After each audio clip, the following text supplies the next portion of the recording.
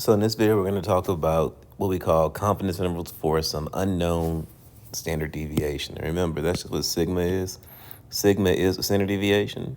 So generally speaking, what we've been talking about with the z distribution, how to find these z critical values, we've always assumed that we've known the standard deviations. The problem is most of our standard deviations don't come from populations. And a known standard deviation is a population value. What we're going to talk about now is our t distribution, which is based on the sample standard deviation. So in reality, we rarely know the actual population standard deviation. Remember, this value, the population standard deviation right here, this value is what we call sigma. Therefore, when we don't know that value sigma, we have to use an unbiased estimate of it, which we call S of x. And this stands for the sample standard deviation.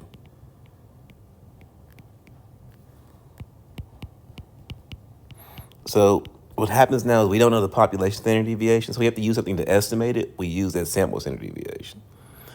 When we don't know that value, that sigma value, and we're forced to use S.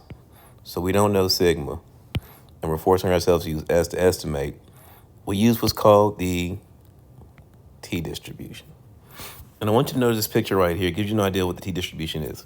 In general, when we know the population standard deviation, we get this true normal curve shape right here, the blue curve, and that's the z distribution. That's when you know the population standard deviation.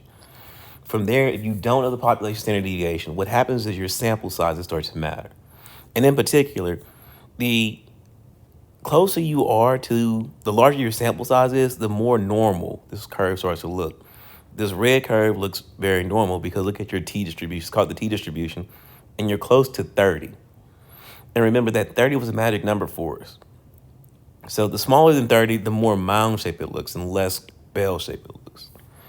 So we write it like this: when x is approximately normal and sigma is unknown, the t distribution has these parameters. We say that the value of x follows a normal distribution or approximate normal distribution with a mean equal to the mean of the population and a standard deviation of, remember how we talked about the standard error? The standard error now becomes S of x over the square root of the sample size. So every normal curve has two parameters. It has a mean where the center of the curve is, and it has a standard deviation that spreads it out. But because we are basing this off of an approximately normal curve now, it's going to be approximately normal based on this standard deviation and this sample size. So here are the properties. The curve is approximately normal, or approximately, we say symmetric when we talk about normal distributions like this. It's approximately symmetric and bell shaped. We refer to that as roughly normal now.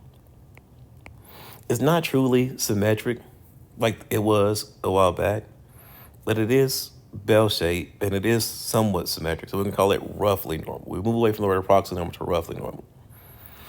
The tails extend to negative infinity. You don't need that. And positive infinity. Just like we did with the normal curve.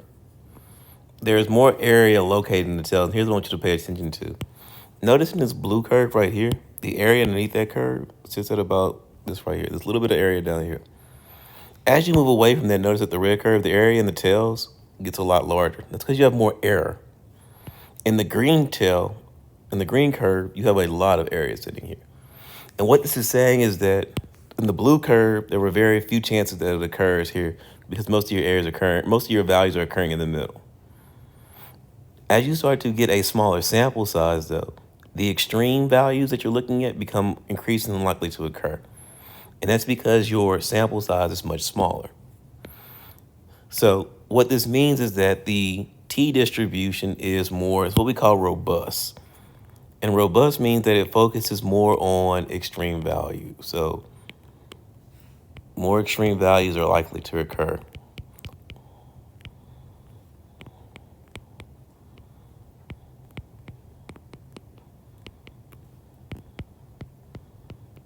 That's what robust means for us.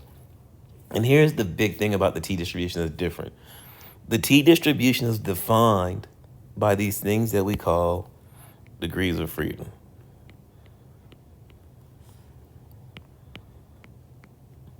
They're defined by degrees of freedom. So that's what makes them truly unique. The more degrees of freedom you have,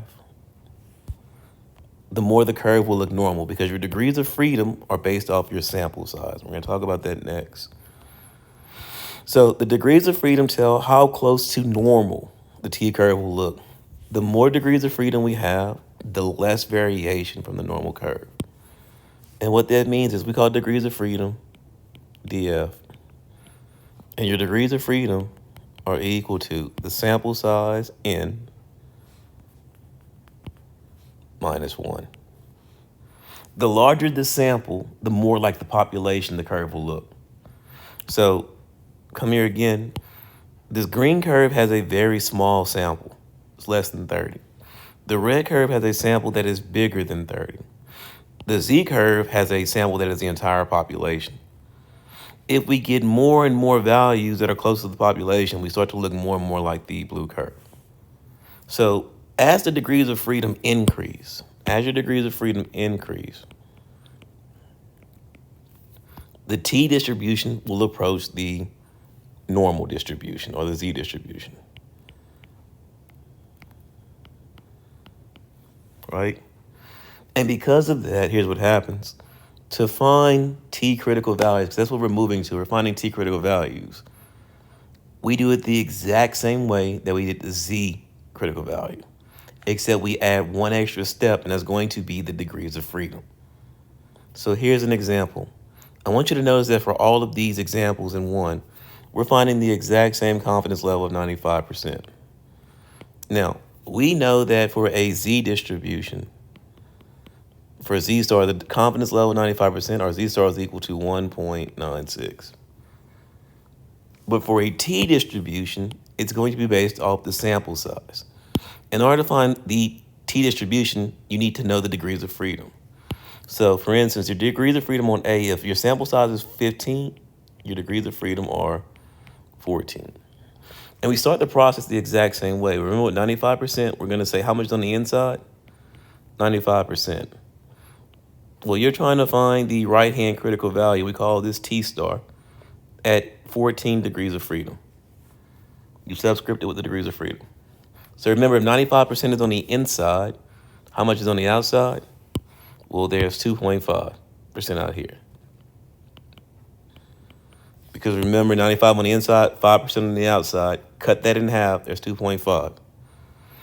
So what we're going to do now is we're looking at this function that we call inverse t.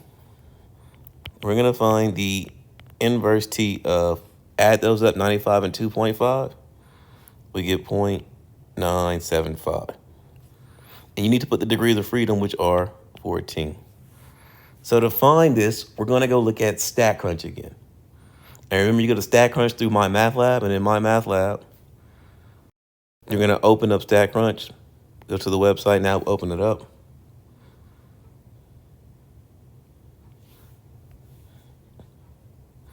And like last time, we're going to go to Stat, and we want to look at our calculators.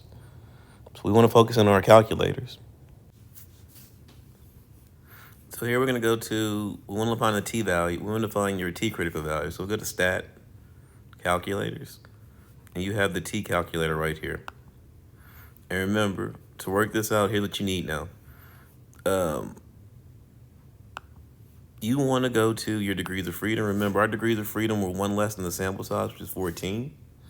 And we want to have 0.975 worth the area to the right, to the left of that. You notice this right here tells your t critical value is 2.14, we'll round to the third decimal, 2.145. So I'm going to go ahead and bring that back up. And this t critical value is equal to 2.145. So do the next one. Again, remember, we're at the same confidence level, 95% on the inside. So we're still 95% on the inside. And we see that right here, again, that's still going to be 2.5. As a matter of fact, that's still the same thing. So that's inverse t, 0.975. The thing that changes now is your degrees of freedom. Instead of being at 14, we're now at 1 less 39. So my t critical value right here, t star at 39 degrees, we'll go back over here. And again, all you have to do now is you can just change it because you're already here. But I'll show you how to walk through that one more time just in case you didn't see it. So we'll go to stat,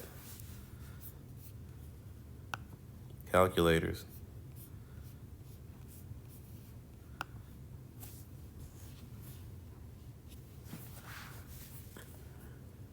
Stat, calculators, T. And again, change your degrees of freedom. Time is 39 here, 0.975. And your value is 2.023.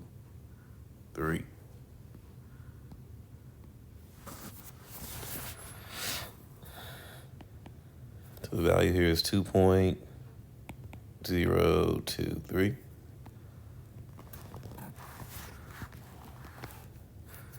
Do the next one. So again, it is 95%. And again, out here is 2.5%.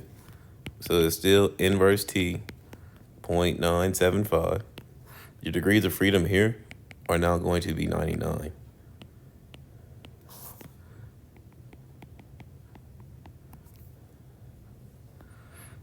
So we come here again, change degrees of freedom to 99, and this is 0.975, 1.984 is that value.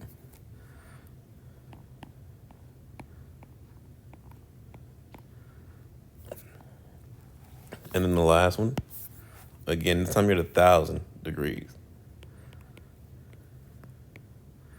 And here is 2.5%. So again, inverse T, 0.975,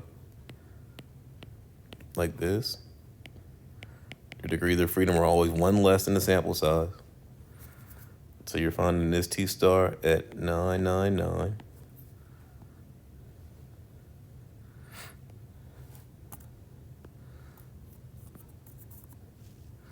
Compute that. 1.962. And notice what's happening to your T value, to your T star. We've went from same confidence level every time, but the thing that's changed is our sample size. So as our sample size has gotten bigger and bigger and bigger and bigger, notice the T value is getting smaller and smaller and smaller every time we do it. As a matter of fact, this T value is trying to get really, really close to the Z value. And that's because, again, as your sample size increases, what we set up here, as your sample size increases, the T distribution will approach the normal. And what you can think about is, as you started with 15 people here and you went all the way to 1,000. Well, at 15, you had a lot of error. So that's why the T value was so big. But as you get to 1,000 people, you're starting to look more and more like the population. So as that sample increases, that error starts to decrease.